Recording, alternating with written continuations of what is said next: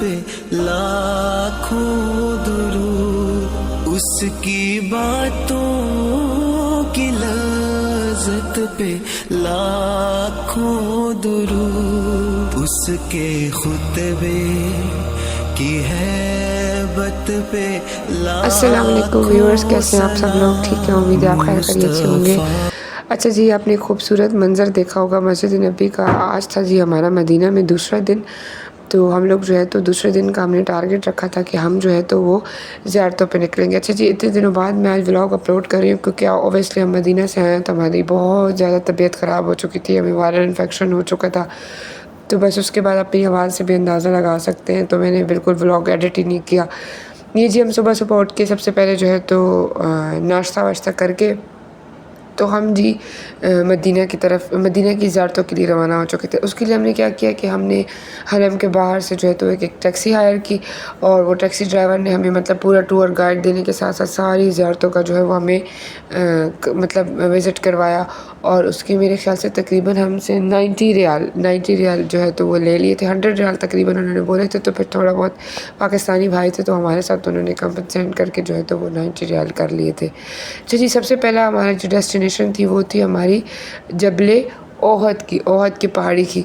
ओहद की पहाड़ी का हमने जो है तो वो यहाँ पे विज़िट किया। उसके अलावा ओहद की पहाड़ी के सामने जो है तो जो पहाड़ी जिस पे दुश्मनों ने तीर कमान चलाए थे वो, और मतलब उसके साथ एक मस्जिद है। इसके अलावा यहाँ पे आजकल तो यहाँ पे इतनी मतलब ज़ियारतें करने लोग आते हैं, उस रश की वजह से यहाँ पे सारे बाज़ार बना दिए गए हैं।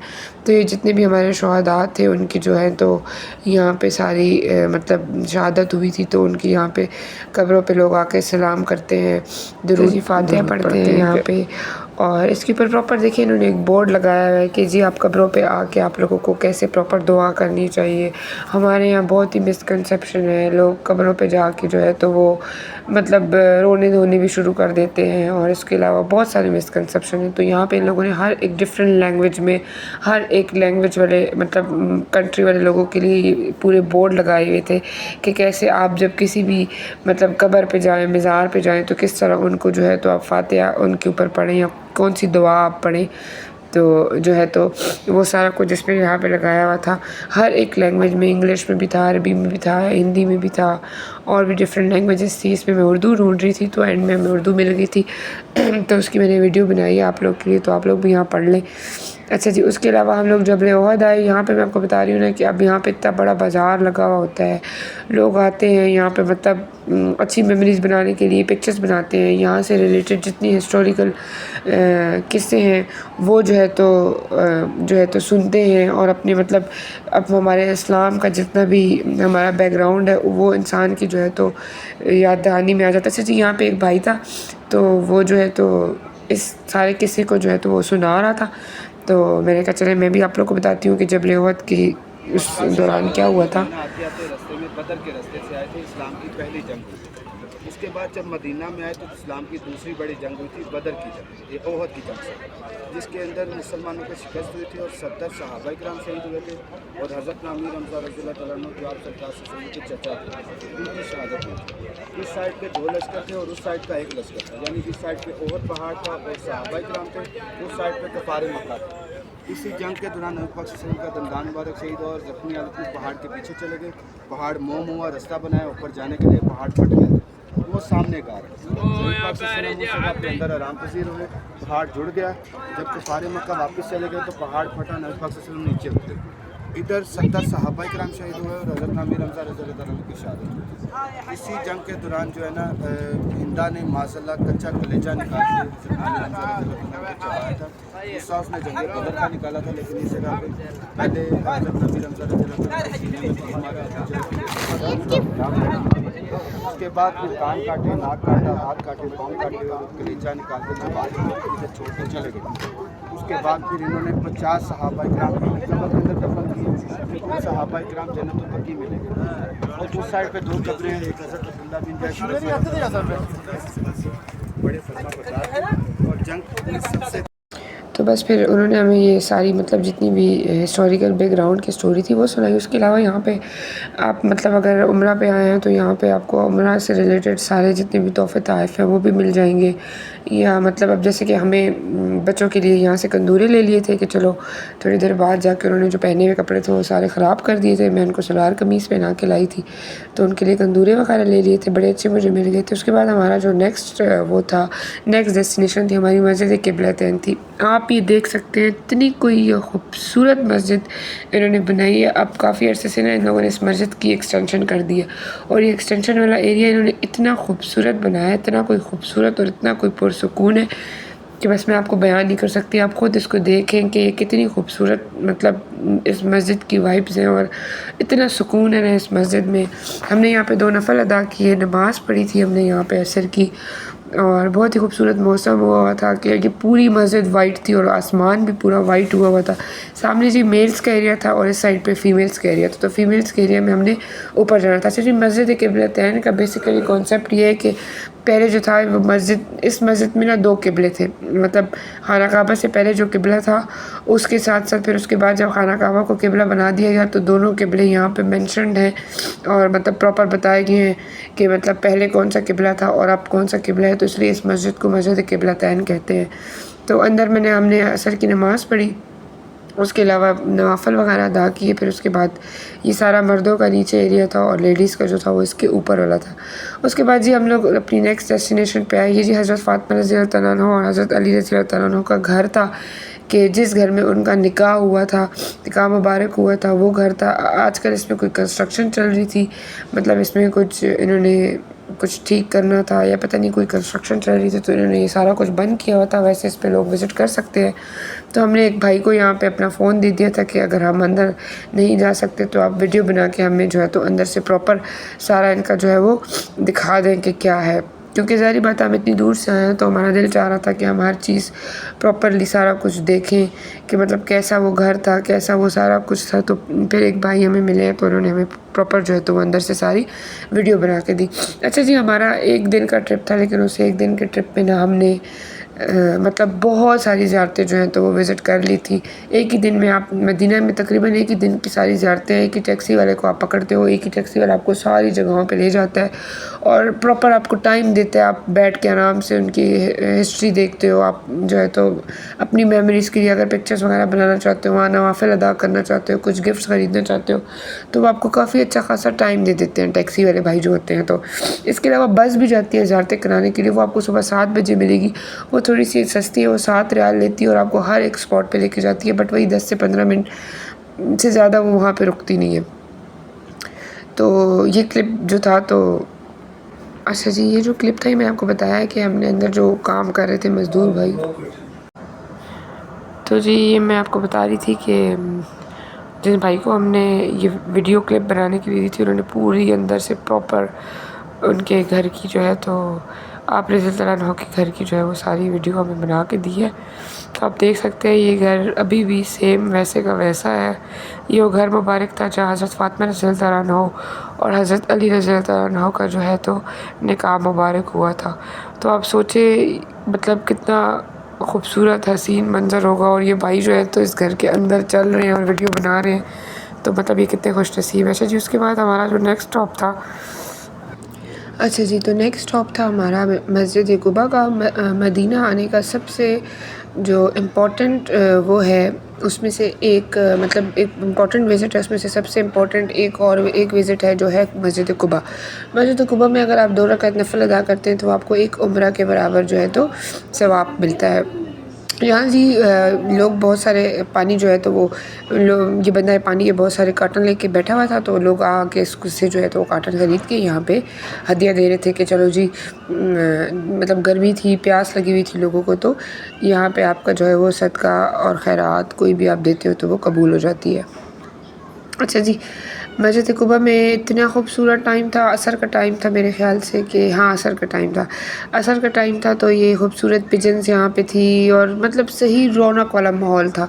तकरीबन बहुत सारी दुनिया जो थी वो रश थी, यहाँ पे सब आए हुए थे। अच्छा जी, यहाँ पे ये था कि बच्चों को ना अंदर अलाउ नहीं करते, तो बच्चों को अंदर अलाउ नहीं करते लेडीज़ के सेक्शन में, तो मैंने इनके बाबा को बच्चों को पकड़ाया और उसके बाद मैंने कहा चलो जी अंदर मस्जिद में जाके 2 रकात नफल पढ़ती हूँ, क्योंकि नमाज के लिए ओबियसली फिर मुझे बाहर आके ही पढ़ना था, क्योंकि अंदर बच्चे अलाउड ही नहीं थे।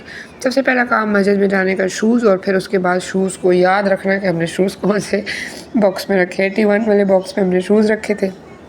और उसके बाद हम जो मस्जिद की दुआ पढ़ के और अंदर जो है तो दाखिल हो चुके थे। अच्छा जी, इतनी रश थी ना कि मुझे तो बैठने की जगह ही नहीं मिली, और मैं इधर उधर जगह के लिए देख रही थी कि कहीं मुझे सिर्फ इतनी जगह मिल जाए कि मैं एटलीस्ट 2 रकात नफल ही अदा कर सकूं। मस्जिद कुबा में भी बिल्कुल ऐसी रश होती है ना जैसे मस्जिद आयशा में लोग उम्रा करने जाते हैं और वहाँ पे नफल पढ़ने पे रश होती है, क्योंकि यहाँ पे ऑब्वियसली आपको एक इतना मतलब मशक्क़त वाला जो उम्रा होता है जितना सारा वो सवाब मिलता है वो यहाँ पे 2 रकात नफल पढ़ के मिल जाता है। अच्छा जी, उसके बाद हम आ गए थे यहाँ पे इस कुएँ पे। ये जो कुआँ है ये आप सल्लल्लाहु अलैहि वसल्लम को इसका पानी बहुत पसंद था, और मतलब बहुत ही मीठा पानी है। इस कुएँ का एक प्रॉपर टाइम है जिस टाइम में इसको ओपन करते हैं और आप अंदर जाके बैरे हार्स इसका नाम है, और आप इस प्रॉपर टाइम में जो है तो 3:30 शाम से लेके 7 बजे तक ये ओपन होता है। तो आप इस तरह लाइंस में एंटर होते हो और आपको इस कुएँ का प्रॉपर पानी भी पिलाया जाता है इन टाइमिंग्स के दौरान। तो हम जी यहाँ से एंटर हो चुके थे। एंटर होके पहले आप पूरा इसका विज़िट करेंगे, इसकी हिस्ट्री आपको जगह जगह लिखी हुई पता चलेगी। ये देखिए यहाँ के वर्कर्स आपको खड़े होकर सारी चीज़ें जो है तो वो एक्सप्लेन कर रहे होते हैं। गार्स का वेल मतलब बैरे हार्स, तो ये सारा वो कुआँ था जो आप सल्लल्लाहु अलैहि वसल्लम को बहुत पसंद था, और इसका पानी भी बहुत मीठा और बहुत अच्छा पानी था। अच्छा जी, यहाँ पे एक और इन्होंने वो रखा हुआ था कि मिट्टी के छोटे छोटे ना इस तरह से वो बना रहे थे पानी वाले, और मतलब यहाँ से आप ख़रीद के इन छोटे छोटे घड़ों में पानी घर भी ले जा सकते हैं, या लाइक घर लेके जा सकते हैं, अपने मुल्क लेके जा सकते हैं, जहाँ भी आप इसको साथ लेके जाना चाहें तो आप साथ ले जा सकते हैं। मेरे ख्याल में 6 रियाल में ये एक मिट्टी की छोटी सी बोतल मिल रही थी, तो उसमें आपको इस कुएँ का पानी के मतलब अगर आप चाहते हैं आप अपने कंट्री किसी अपने पेरेंट्स के लिए लेके जाना चाहें इसका पानी, आप सोचें आप सल्लल्लाहु अलैहि वसल्लम को जब इसका पानी इतना पसंद था तो ये कितना मतलब एक वो मैं आपको बता नहीं सकती वो फीलिंग्स की कितनी अच्छी फीलिंग्स है कि आप वो चीज़ भी पी रहे हैं जो हमारे नबी पाक सल्लल्लाहु अलैहि वसल्लम ने पिया है, वो पानी जहाँ से, और उनको पसंद भी था। तो जी यहाँ से वो आप घर भी अपने अपने मुल्क भी लेके जा सकते हैं। हमने अच्छा जी सबसे पहले ये इस तरह टूर देते हैं आपको पूरा एक राउंड में। यहाँ पे जो है तो ऑनलाइन भी इन लोगों ने जो है वो सारी इसकी डिटेल इसकी हिस्ट्री लगाई हुई थी कि इस कुएँ का क्या मकसद था और कैसे मतलब टाइम के साथ साथ इसके अंदर क्या इन्होंने जो है वो इनोवेशंस की हैं। इसके इर्द गिर्द इन्होंने जालियाँ लगा दी हैं और फिर मतलब इसको बंद कर दिया है ताकि मतलब कोई इसके पास ना जा सके, और उसका एक प्रॉपर टाइम रख दिया है कि उस टाइम के अलावा इसको खोलते भी नहीं है, और इसका पानी सिर्फ इस प्रॉपर टाइम में आपको सिर्फ एक गिलास पीने के लिए मिलता है। तो ये जी पूरा इनकी पिक्चर्स थी और मतलब सारी डिटेल्स इसमें ये लोग बता रहे थे। इसमें हर लैंग्वेज की डिटेल थी, उर्दू में भी इसकी सारी डिटेल आपके लिए मौजूद है। ये मदीना मुनव्वरा के एक मशहूर कुओं में से एक कुआँ है, मारूफ़ और तारीख़ी, और ये सारी डिटेल इसमें मौजूद थी। ये जी आप पढ़ सकते हैं। मतलब हार्स का मतलब है पौधा या दरख्त जो लगाया जाए, और मतलब इसलिए इसका नाम बैरे हार्स पड़ा। ये इसकी पिक्चर्स थी साथ, और ये सारा अच्छा वहाँ से निकल के हम लोग यहाँ पे पूरा मैंने आपको बताया ना एक कुएँ के राउंड इस तरह घूम के फिर यहाँ से एग्ज़िट होती है। एग्ज़िट पे यहाँ पे लोग खड़े हैं, आपको ग्लास मिलते हैं, ग्लास में आपको पानी मतलब पानी पे कोई रोक टोक नहीं, आप 1 गिलास 2 गिलास 3 गिलास जितना भी आपका दिल चाहे आप पी सकते हैं, लेकिन साथ आप बॉटल भर के बाहर नहीं लेके जा सकते, या जो है तो मतलब इस तरह सेव नहीं कर सकते पानी को। वो आपको यहीं से अगर लेके जाना है तो ख़रीदना पड़ेगा। देखिए यहाँ पर रश देख सकते हैं, यहाँ पे इनका ये स्टॉल लगा हुआ था। यहाँ पे ये वो छोटे छोटे मिट्टी की बॉटल्स को जो घड़े टाइप नहीं होते वो बेच रहे थे, और उसमें जो है तो ये आपको पानी डाल के दे रहे थे। यहाँ पे ये जी ग्लास दे रहे थे और आप पानी पिए, और आप यकीन जाने इतना ठंडा और इतना मीठा पानी था ना कि मैं आपको बता नहीं सकती। बहुत ही सुकून मिलता है जब आप ये पानी पीते हो। तो मैंने सबसे पहले अपने लिए ग्लास भरा, पानी पिया। उसके बाद जी हम लोग वहाँ से निकल के हम आ गए थे जी हज़रत सलमान फ़ारसी रज़ियल्लाहु अन्हु के बागात में, जो खजूरों के उनके बागात थे। ये पूरा एरिया जो था हज़रत सलमान फ़ारसी रज़ियल्लाहु अन्हु के बागात का था, वो अब क्या कर दिया कि इसके सेंटर में सड़क ले आए हैं और 2 साइडों पे इसको डिवाइड कर दिया गया है। अभी भी यहाँ पे इतनी अच्छी खजूरें वो होती है। इसमें देखें ये ट्यूबवेल, पूरा सही वो गाँव वाला माहौल इधर बना हुआ था। बहुत पुरसकून माहौल था ना, यहाँ पे इतना मज़ा आ रहा था ना। दरख्तों के नीचे चेयर्स लगी हुई थी, सोफ़े लगे हुए थे, डक्स थी। आप सुकून से बैठ के यहाँ पे रेस्ट करें, मतलब टाइम स्पेंड करें, और खजूरों के बाग का पूरा विज़िट भी आप कर सकते हैं। हम तो खैर इतनी हमें हिम्मत नहीं थी कि हम पूरे खजूरों के बाग का विज़िट करते, बस हम ये ट्यूबवेल वाले साइड पे आए। थोड़ा सा यहाँ पे बच्चे खुश हो रहे थे, डक्स थी और उधर सामने चेयर्स वगैरह पड़ी हुई थी, तो थोड़ा सा हम वहाँ पे बैठ गए और थोड़ा सा हमने एंजॉय किया। और ठंडा ठंडा मौसम हो रहा था, शाम का टाइम होने वाला था बस, तो हमने कहा चलो जी। इतना खूबसूरत और पुरसकून यहाँ का माहौल था ना, और वो सारा विज़िट आपको ये कराते हैं, आपको टूर भी देते हैं कि जी इसकी हिस्ट्री के बारे में भी आपको बताते हैं कि यहाँ पे इसकी हिस्ट्री में क्या था। अच्छा जी, मदीना की ना एक अपनी वाइब है, मतलब मदीना में ना आपके पास इतना एक्सपोजर है ना, मतलब आप इतना घूम सकते हो, इतनी अच्छी हिस्ट्री है वहाँ की। आप एक एक जगह मतलब जाओ तकरीबन आपको 8 से 10 दिन होने चाहिए जिसमें आप पूरे मदीना को जो है तो एक्सप्लोर कर सकते हो, जिसमें आप सुकून से जो है तो हर एक ज़ियारत को भी जाओ, और इसके अलावा जो है तो मतलब हर चीज़ आप इजीली एक्सप्लोर कर सकते हो अगर आपके पास 8 से 10 दिन है। हमारे पास 1 दिन था, तो हम 1 दिन में जो है तो कितना ही कोई जा सकते थे। ऐसे जी ये उनके हज़रत सलमान फ़ारसी का उनके बाग के पास घर भी था ना, तो ये उनके घर वाली जगह पे इन्होंने जो है तो एक प्रॉपर सी वो एक कोई रूम टाइप बना दिया है, और ये पूरा उनका बाग का व्यू यहाँ से उनके घर से जो है तो वो नज़र आ रहा था। तो मैं आपको बता रही थी कि हम ना 1 ही दिन के लिए मदीना आए थे, तो 1 दिन में ये था कि बस हम सिर्फ मस्जिद नबी जा सके और यही जो 4, 5, 6 ज़ियारतें थी वही कर सके, और थोड़ा बहुत हमने मदीना के इनर मदीना के फ़ूड को एक्सप्लोर किया, थोड़ी बहुत शॉपिंग की। तो इस 1 दिन में भी हमने काफ़ी कुछ कर लिया था। बट अगर आप 8 से 10 दिन के लिए आएँ तो आपको बहुत मज़ा आएगा। सबसे ज़्यादा जो मेरा दिल खफा होने वाली चीज़ थी कि मुझे रियादुल जन्नत की अपॉइंटमेंट नहीं मिली। जिन दिनों में गए उन्हीं दिनों में जो है तो वहाँ पे काम चल रहा था। अच्छा जी, चलिए अभी मैं आपसे इजाज़त मांगती हूँ और मिलती हूँ आपसे अपने नेक्स्ट व्लॉग में। उसके बाद शाम को आप मस्जिद नबी आ गए थे और आप मस्जिद नबी की गलियों का व्यू देख सकते हैं। मुझे अपनी दुआओं में भी बहुत याद रखना, और मेरे चैनल को लाइक सब्सक्राइब करें। और नेक्स्ट इंशाल्लाह मदीना का बहुत अच्छा व्लॉग आएगा। उसके अलावा आपके मेरे पास 2, 3, 4 व्लॉग्स हैं, वो इंशाल्लाह अपलोड करूँगी। ओके जी, अल्लाह हाफ़िज़।